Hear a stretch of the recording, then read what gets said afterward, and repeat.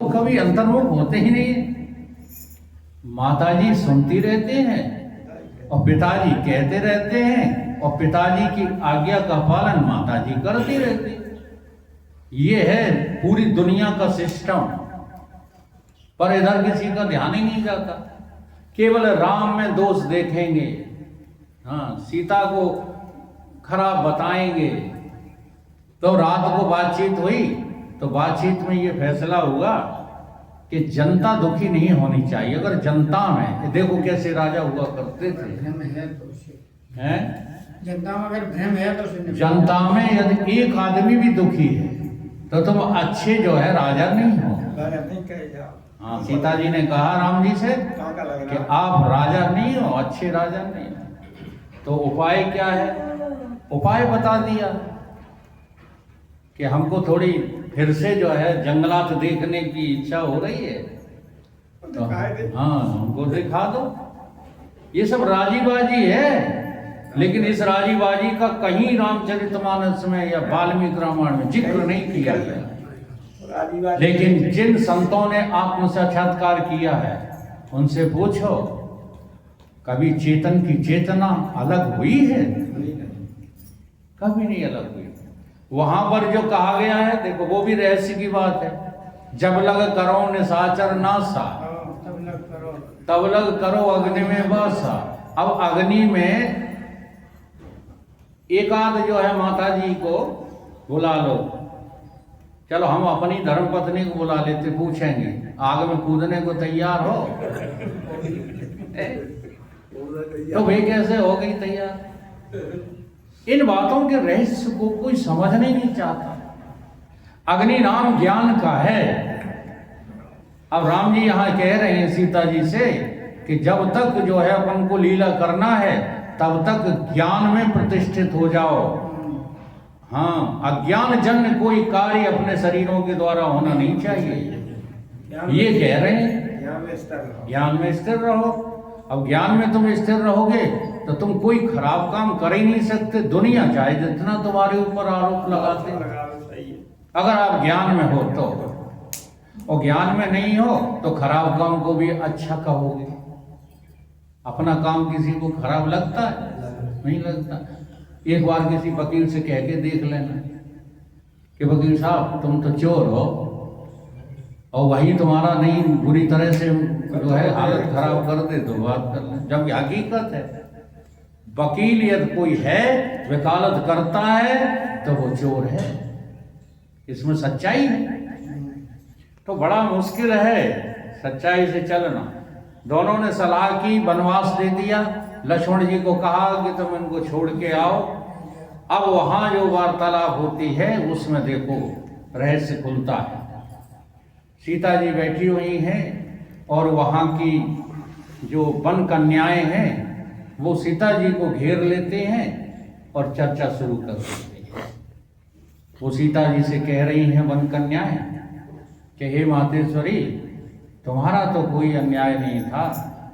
जब तुम अपने पतिदेव का अनुकरण करते हुए 14 वर्ष उनके पीछे पीछे रही, तो क्या तुम्हारे पति दोबारा जब तुम वन में आई तो तुम्हारे पीछे नहीं आ सकते थे? आना चाहिए था। आना चाहिए था। नीति की बात है। तो वो कन्याएं नीति की बात कह रही थी। तो सीता जी भी जो है कैसी हो गई? अनुत्तर। उनसे उत्तर नहीं बना। केवल सीता जी ने यही कहा कि देखो बेटियों, हम अपने स्वामी की पूजा करते हैं। अभी भी देखो स्त्रीत्व छोड़ा नहीं, इसको स्त्रीत्व कहते हैं। हम अपने स्वामी की आलोचना नहीं सुन सकते। घटना कुछ भी हो, उचित हो या अनुचित हो, परंतु हम अपने स्वामी का अपमान और आलोचना नहीं सुन सकते। तो वन कन्याओं ने कहा कि माता जी, हम आपके स्वामी की आलोचना नहीं कर रहे। हमें पता है कि राम जी जैसी मर्यादा तो विश्व में कोई पालन कर ही नहीं सकता, लेकिन बात नीति की है। जो मैंने कही वो नीति की बात कही है। इसमें कोई अनीति हो तो बताओ। तो उन्होंने कह दिया नीति अनीति पूछना है तो गुरुवर से पूछो। वाल्मीकि जी वहाँ पर मौजूद थे। सारी कन्याएं वाल्मीकि जी के पास यही प्रश्न लेकर के जाती हैं। देखिए वाल्मीकि जी का स्पष्टीकरण देखिए। वाल्मीकि जी क्या कहते हैं? वाल्मीकि जी ने कन्याओं से कहा कि जो तुम कह रही हो वो सिर्फ बहिर्मुखता है तुम्हारी, तुमने बाहर की बातें देखी हैं। सीता ने आज तक राम के सिवाय कोई कार्य कभी किया ही नहीं है। राम की राजी में सदैव राजी है ये। और जो ऐसी माता होती है जो अपने स्वामी का अनुकरण सदा करती है, समझ रहे हो, वो यहाँ संसार में खूब पीछे पीछे दिखाई दे, परंतु सारे ब्रह्मांड में वो आगे रहती है।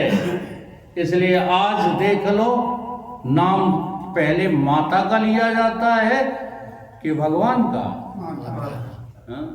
सीताराम, राधे श्याम, सीताराम, लक्ष्मी नारायण, लक्ष्मी नारायण, राधे श्याम। पहले नाम किसका था? और तो और भगवान ने कहा मेरी भी तुम्हें उपासना करना है तो सबसे पहले मेरे माँ रूप को आगे रखना।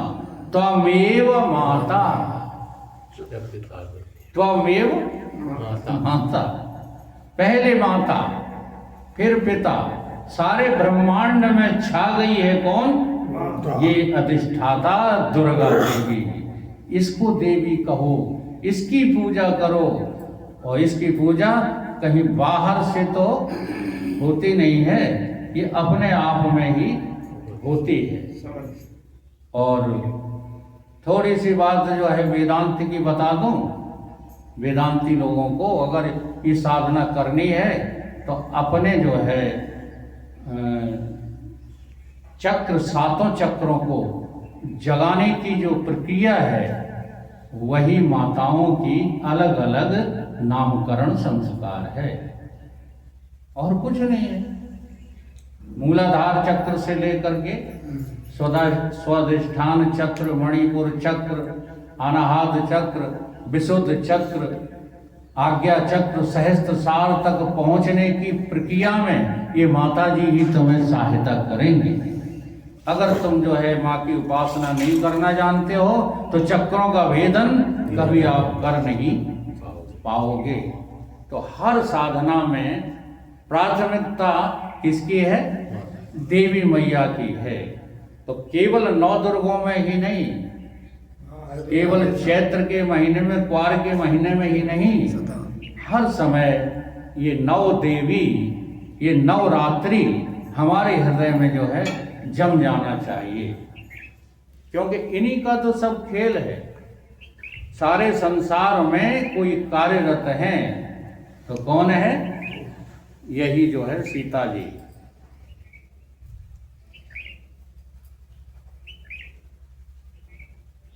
इन्हीं सीता जी की जो है उपासना प्रारंभ करने के बाद, अर्थात गुरु की पूजा किए बिना तुम्हें परमात्मा मिलेंगे नहीं। और गुरु की पूजा क्या है?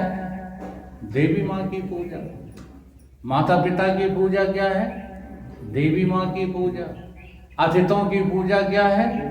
देवी माँ की पूजा। अरे जहाँ भी आप अपने हृदय को विशाल बना दें वो सब देवी माँ की पूजा का ही कार्य है। और ऐसा कार्य करने वाले ही परमात्मा के रास्ते पर आगे बढ़ जाते हैं। ठीक? तो ये उनका रचा हुआ खेल कभी जो है व्यर्थ नहीं समझना चाहिए। नाथ तेरी माया खेल रचाया, नाथ तेरी माया खेल रचाया, जामे सब जग फिरत भुलाया, जामे सब जग फिरत भुलाया, नाथ तेरी माया खेल रचाया, नाथ तेरी माया खेल रचाया। माया माने यही माता जी, और ईश्वर माने पिताजी। ये माता जी पिताजी कभी अलग नहीं होते, इनको अलग करके कभी भी पूजा पाठ मत किया करो। हाँ, यही जो है नव दुर्गा, नव देवी, नव उत्सव ये चैत्र में मनाया जाता है, यही संदेश है। इसी बात के लिए आते हैं।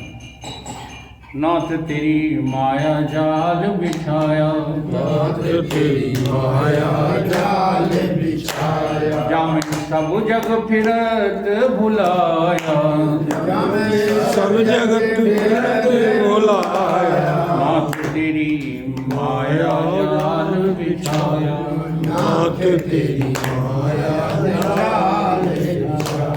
कर निवास 9 मास गर्भ में, कर निवास 9 मास गर्भ में, तब भूतल पर आया, तब भूतल पर आया। खान पान रस विषय रस भोगन, खान पान रस विषय भोगन, मात पिता सिखलाया, मात पिता सिखलाया। नाथ तेरी माया खेल रचाया, नाथ तेरी माया खेल रचाया।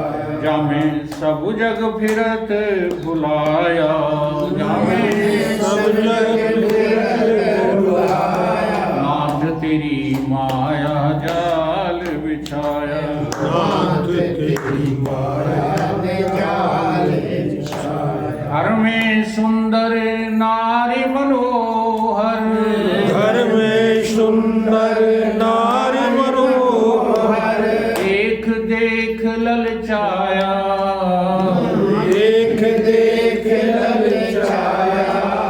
मीठी बातें सुन सुन सुतन की, मीठी बातें सुन सुन सन की, सुन सुन मीठी बातें सुतन की, सुन सुन मीठी बात सुतन की।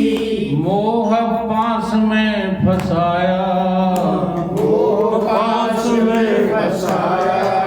नाथ तेरी माया जाल बिछाया, नाथ तेरी माया जाल बिछाया। अब ये जाल जो है माता जी ने बिछाया है, तो माता जी की उपासना से ही छूटेगा। इसलिए 9 रात्रि का बहुत बड़ा महत्व है। इसलिए नहीं है कि लोटा भरा और भूखन मरी, सवेरे से संजालों खाए नहीं रही, हाँ परेशान हो तो मरती जा रही, तो व्रत रखते जा रहे। अरे व्रत का मतलब समझो, व्रत का मतलब होता है संकल्प। आपकी पूजा में यदि दृढ़ता नहीं है, आपकी पूजा में यदि देवी मैया नजर नहीं आ रही, पत्थरन से मूड़ पटक रही हो, हम देखो उसके खिलाफ नहीं है। अगर आप किसी देवी माँ को वहां जाते हो, देखो तो वो तुम्हारे भीतर विराजमान है। अच्छा, ये 8 भुजा तुमने कभी अपनी देखी? तुम्हारे 8 भुजा है कि नहीं? नहीं, स्पष्ट करो, कोई बात नहीं है, स्पष्ट करो। तुमने अपनी 8 भुजा देखी? हाँ, तो फिर क्या बात है? नहीं का स्पष्ट, आपके भी 8 भुजा है। देखो अभी गिना है, श्लोक दिया है उसमें श्रीमद् भगवत गीता में, अब उठ नहीं रहा है। हाँ, देखो धरती आपके पास है कि नहीं? है। नहीं है। और जल आपके पास है कि नहीं? आपके शरीर में है। आपके शरीर में भूमि भी है, जल भी है, और वायु है कि नहीं? वायु भी है, और अग्नि। अगर नहीं समझ में आ रही हो तो आपका भोजन कैसे हजम होता है? अग्नि है ना? अच्छा, अग्नि के बाद जो है आकाश। ये कितने हो गए? क्या भुजा हो गई? 5 भुजा। क्षितिजल पावक गगन समीरा पंच तत्व अधम सर, ये 5 भुजा ये हो गई। अब आपके पास मन है कि नहीं है? हैं? तो क्या हो गई? 6। बुद्धि है कि नहीं है? फिर कितनी हो गई? 7। और अहंकार? ये 8 भुजा तुम्हारे पास हैं। भगवान गीता में यही भुजाएं बता रहे हैं। ये अष्टभुजाधारी देवी हाँ हमेशा तुम्हारा साथ देती है, लेकिन तुम इसको देखते ही नहीं हो। जब देखते नहीं हो तो तुम अलग से किसी देवी की पूजा करने लगते। अब देखो एक बहुत अच्छा तमाशा देखा है कि इस मूर्ति की 8 भुजाधारी की स्थापना तुम्ही ने की है। इसका अनुष्ठान कौन कर रहा है? तुम ही कर रहे हो। हाँ, ये हवा, वायु, जल, पृथ्वी आदि का प्रयोग कौन कर रहा है? तुम ही कर रहे हो। अहंकार का प्रयोग कौन कर रहा है? तुम ही कर रहे हो। बुद्धि का प्रयोग कौन कर रहा है? अब प्रयोग करा करके फिर इन 8 को तुम कहाँ विसर्जित कर दोगे? गंगा नदी में, जमुना नदी में। 10वीं के दिन 9वीं को नहीं करोगे तो 10वीं को कराओगे हैं। और 10वीं वही है जब तुम चले जाओगे, यहीं पड़े रह जाएंगे सब। यही तो 10वां है। हाँ, ये 10वां सबका होता है, कोई बचेगा नहीं तो 10वां से। तो ये देवी का क्या हो गया? विसर्जन। अगर तुम्हारे ख्याल में ये देवी है, ठीक है, तो तुम इस पूजा से, विसर्जन से भी अपने कल्याण को प्राप्त कर लोगे। और तुम कहीं कहते हुए हम हैं, हाँ, तो अहंकार विमूढ़। अब देखो देवी ने महिषासुर का वध किया, ये कथा आती है। तो देवी तुम्हारे भीतर मौजूद है, अष्टभुजाधारी। और महिषासुर कौन है? तुम्हारे भीतर है कि नहीं? अच्छा, महिषासुर किसको कहोगे आप? महिषासुर का मूल लक्षण क्या है? क्या काम करता था वो? महिषासुर अपने मुकाबले सारे विश्व में किसी को समझता नहीं था। और तुम भी ऐसे ऐसे हो जाओ, हाँ, अकड़ अकड़ के चलो, अपने भगवान किसी को न समझो, तो महिषासुर हो कि नहीं? अब इस महिषासुर का वध तुम्हारी ये देवी, हाँ, जब तुम समर्पित कर दोगे अपने आप को माता के, तो ये माता उसका गला काट देगी। ऐसी ये घटना घटी कलयुग में। देवी की उपासना करते थे रामकृष्ण परमहंस। तोतापुरी आए, तोतापुरी ने कहा कि तुम अभी अधूरे हो।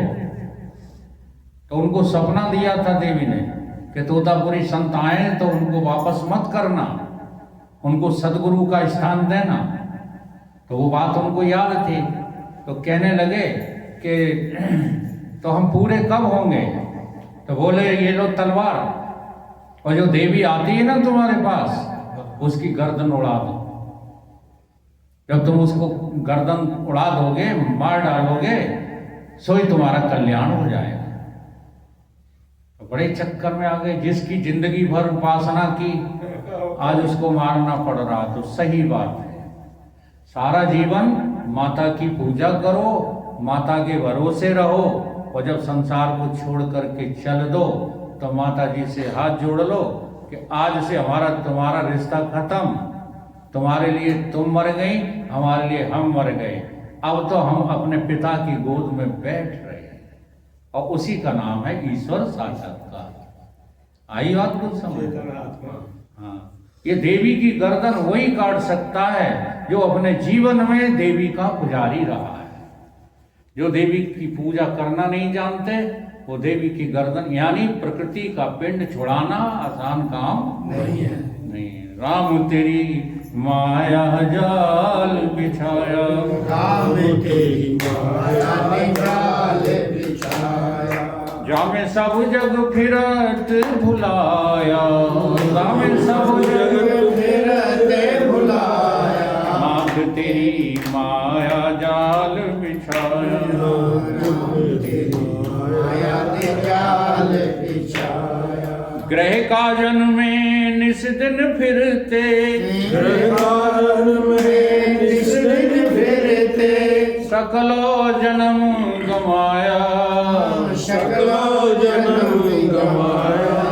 आशा प्रबल भई मन भीतर, आशा प्रबल भई मन भीतर। निर्बल हो गई काया, निर्बल हो गई काया। नाथ तेरी माया जाल बिछाया। नाथ तेरी माया ने जाल बिछाया। अच्छा, औरन को तो हम बाद में देखें, हम अपने बाबा को देखते हैं, सवेरे से लेके संजा तक इन्हें चैन नहीं है। वो देखो वहीं हम पड़े हैं, तमाशा देख लो। तो कभी कभी हमें शर्म आती है कि तुम इसलिए आए हो कि एक साधु से जो है सेवा कराते हो। फिर हम ये सोचते हैं कि इनकी मति खराब है तो हम कर भी क्या सकते हैं। देख लो सुबह शाम तक इनका फिर कतन नहीं बने रहते हैं, फिर कतन। जो डरेंगे वो ढाएंगे, जो डरेंगे वो ढाएंगे काम है। अब जब हम बाबा के अंदर देख रहे हैं तो आप लोग इससे बचे हो क्या? नहीं बची। हाँ जी, जब तक विचार ठीक नहीं करोगे तब तक इस माया के चक्कर से तुम बच नहीं सकते। इसलिए माया देवी की उपासना करने का अर्थ क्या है?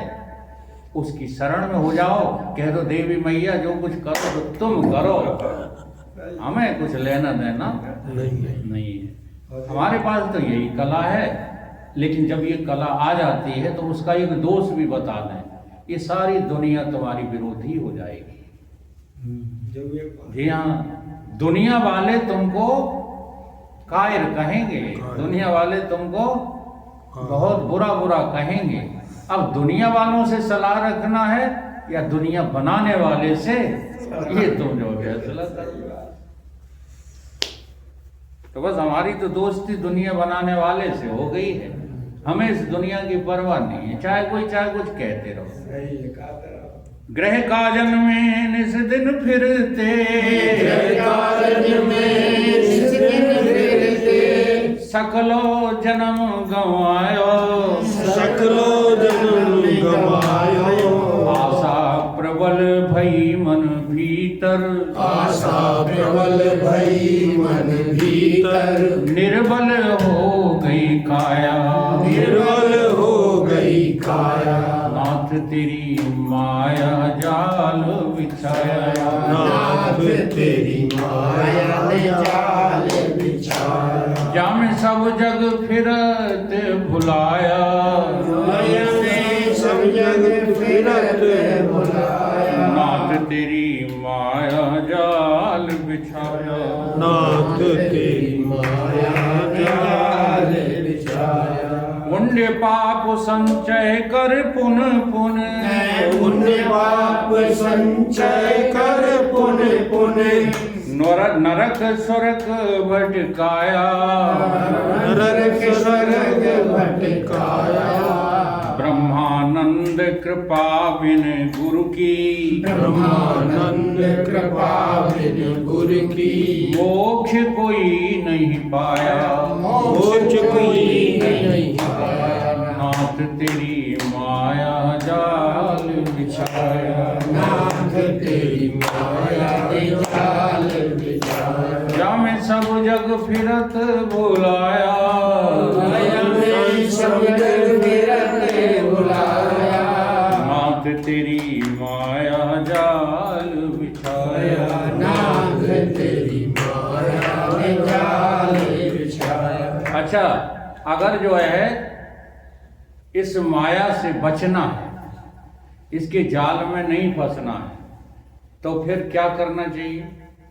उसके लिए एक उपाय बताते हैं। आपने मछुआ देखा है, मछलियां पकड़ता है। जब वो जाल फेंकता है तो उनमें कौन सी मछली हैं जो बच जाती है? जो उसके पैरों के पास रहती है। कितनी जल्दी बोल रहे थे। तुम काहे भटक रहे हो? ठीक है।